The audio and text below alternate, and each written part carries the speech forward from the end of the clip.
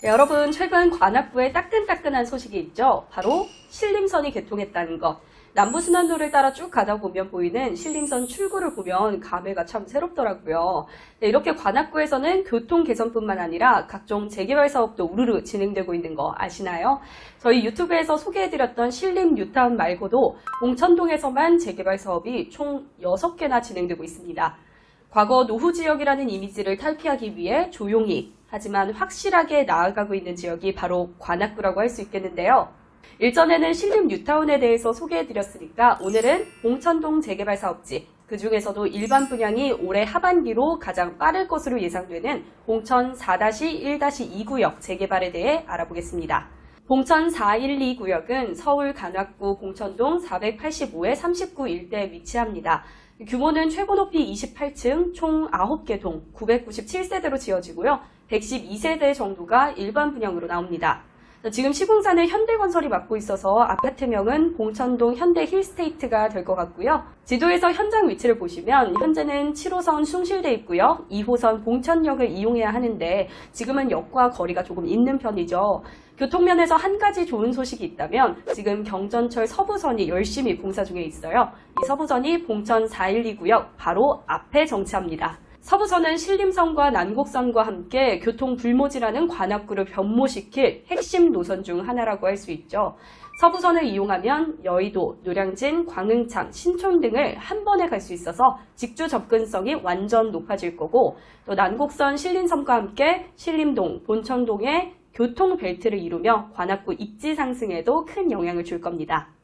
아무래도 요즘 서울 지역 청약 현장들의 분양 일정이 계속 밀리고 있기 때문에 412 구역의 분양은 연내 가능할지도 많이 궁금해 하실 텐데요. 일반 분양 시기는 빠르면 올해 8월에서 9월, 늦어지면 기약이 없다. 이렇게 말씀드릴 수 있습니다. 이유를 좀 설명드리면요. 이번에 총회에서 일반 분양 시기를 골든타임 분양으로 의결했어요. 쉽게 말해서 가장 좋은 시기, 특히 분양가가 가장 적절한 시기에 분양하겠다 이 말인데요. 현재는 7월쯤 최종 공사비가 올라간다는 얘기가 있어서 최종 공사비 상승이 확정되면 상승된 공사비를 반영해서 분양가를 산정해서 허그에 신청할 예정이라고 합니다.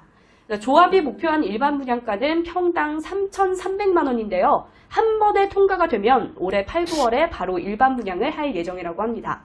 그러나 만약에 평당 3,300만 원 수준의 분양가가 허그에서 반려되면 목표 분양가를 확정받을 때까지 계속해서 신청할 예정이라고 하는데요.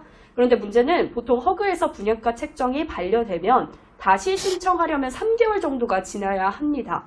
만약에 계속해서 신청하고 반려되고 신청하고 반려되고 이게 반복되면 일반 분양 시기가 기약 없이 점점 밀리겠죠. 자, 일단 조합 측에서는 평당 3,300만 원을 하한선으로 정하고 그 이상을 받겠다는 의지가 강하기 때문에 한두 달 뒤인 8월, 9월쯤에 분양가가 한 번에 확정이 되면 바로 일반 분양이 8월이나 9월 정도에 열릴 수 있는 거고요. 아니면 조합이 원하는 분양가가 확정될 때까지 분양이 계속 미뤄지는 양상이 될 것 같습니다. 자, 어쨌든 조합이 목표하는 일반 분양가는 평당 3,300만 원 정도라고 했으니까 그 정도 수준으로 잡으면 일반 분양가는 전용 5구제곱미터 기준 9억 5천만 원 정도 될 거고요.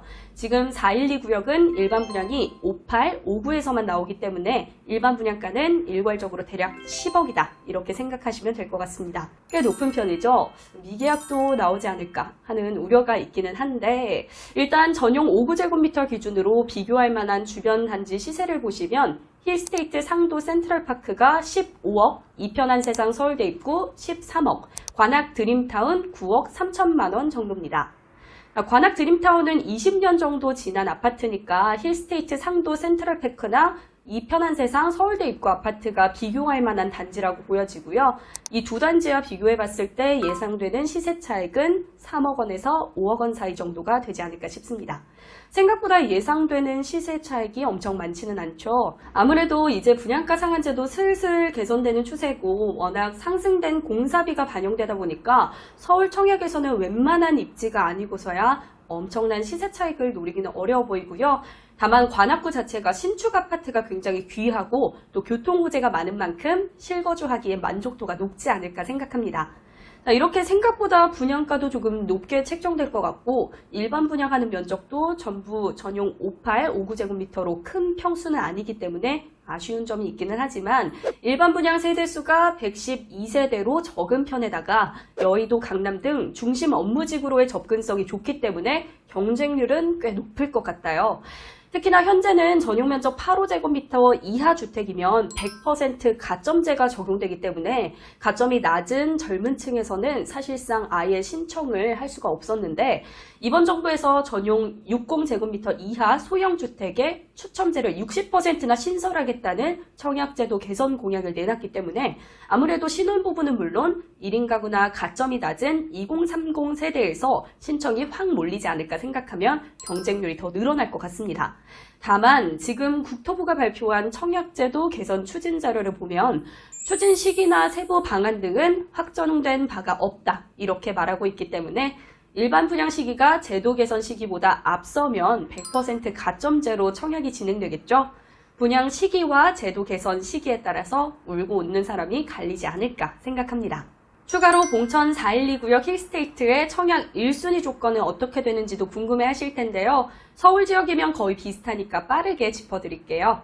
우선 수도권 거주자를 대상으로 공급하고 서울시 거주자를 우선으로 공급합니다. 청약통장 가입 2년 이상의 예치금 충족해야 하고요. 세대주 요건도 충족해야 합니다. 또 세대원 모두 2주택 이상 소유하거나 과거 5년 이내에 주택에 당첨된 사실이 없어야 합니다. 추가적인 요건들은 저희가 모집 공고가 확정되는 대로 업데이트하도록 할 테니까요. 실시간으로 정보 얻고자 하시는 분들은 카카오톡 오픈 채팅방에 참여하시면 되겠습니다.